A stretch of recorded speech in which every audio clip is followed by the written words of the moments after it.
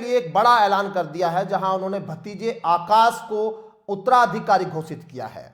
काफी समय से चर्चाएं ये थी कि समाज बीएसपी का उत्तराधिकारी कौन होगा, मायावती का उत्तराधिकारी कौन होगा, लेकिन आकाश आनंद को जैसे ही उत्तराधिकारी घोषित किया गया तो उसके बाद इन तमाम अटकलों पर विराम लगा दिया। हालांकि मायावती ने पिछले कुछ समय पहले सार्वजनिक तौर पर यह कहा था कि वो अपनी परिवार से किसी को अपना उत्तराधिकारी नहीं बनाएंगी, लेकिन वहां की जो परिस्थितियां अभी दिखाई दी, उन्होंने अपने उत्तराधिकारी के तौर पर आकाश आनंद को यहां बनाया है और सीधे तौर पर राजस्थान का चुनाव भी आकाश आनंद के नेतृत्व में लड़ा गया। तमाम चीज़ें पिछले काफ़ी समय से ही देखी जा रही थी।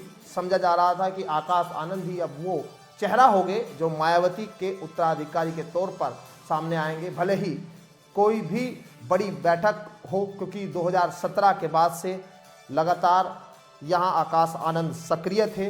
वो विदेश से पढ़ाई करने के बाद मायावती अपने साथ उनको हर राजनीतिक गुर सिखाने में लगी हुई थी।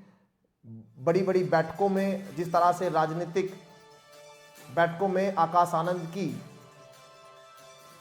जो दखलंदाजी है वो बढ़ रही थी, तो सीधे तौर पर अब आकाश आनंद ही बीएसपी के उत्तराधिकारी के तौर पर यहाँ रहेंगे, ये साफ कर दिया है बीएसपी ने। अब आने वाले दिनों में लोकसभा चुनाव में मायावती ने अकेले चुनाव लड़ने का भी ऐलान किया हुआ है। ऐसे में आकाश आनंद के कंधों पर बड़ी जिम्मेदारी यहाँ उनके शुरुआत में ही देखी जा रही है और ऐसे में बीएसपी लगातार अपने कार्यकर्ताओं, अपने नेताओं को ये संदेश देने में लगी है कि 2024 में वो अकेले चुनाव लड़ेंगे और उन्होंने अपने नेता के तौर पर, अपने उत्तराधिकारी के तौर पर आकाश आनंद को सामने लाकर प्रेजेंट कर दिया। लोकसभा चुनाव से पहले इसका कितना असर यहाँ देखने को मिलेगा, ये आने वाले दिनों में तय होगा।